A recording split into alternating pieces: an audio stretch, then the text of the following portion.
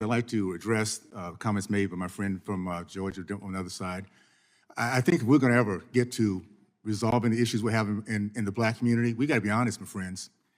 We just heard that a pushback on the fact that we're getting Black men in the Black community not doing their job. Well, let me give you the facts real quick.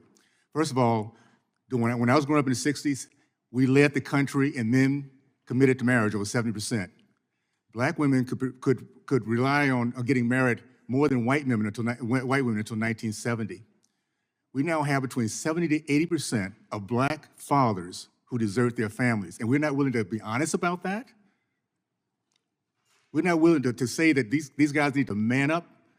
Maybe when we start telling, our kids that they're being nothing but whiners, weenies, and wimps if men cannot take care of their own kids, that might be a good start. I reject the words well, of let this me, gentleman. please, Mr. Chairman, I call for order. Reject the words I call of for this order. We right now, the facts are in. Mr. Biggs has the time. The facts are in.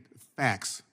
Black fathers, 70 to 80% are deserting their families. You talk to these Black single women out there and see what they think about this. We sit in this little bubble where we're living the life, we're married, many of us, and we cannot be honest about what's happening in our urban communities.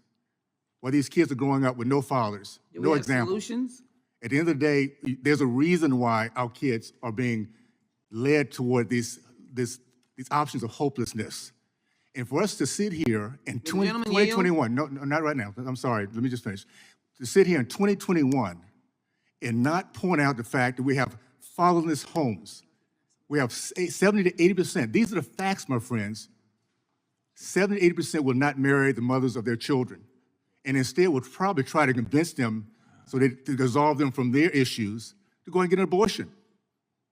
We've lost 20 million Black babies over the last 40 years. 40% of my race has been exterminated because we don't have men that'll sit there and say, I'll take care of my kids, I'll protect my child, I'll make sure they grow up and get a good education, I'll make sure they're protected in my home and not leave it to their mother to do it on their own. And if we can't be honest about that, how in the world are we gonna ever get this thing taken care of? I'll tell you what, you're gonna start seeing Black men, that 30% that's still left, the really good, solid fathers, we're standing up.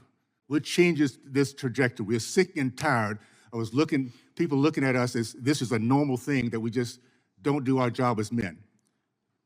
Be aware, we're waking up, and that's gonna be a change in the coming years, that we're gonna start seeing Black men really commit to their families, their kids, the mothers of their children, and being the productive Americans we were back when I was growing up.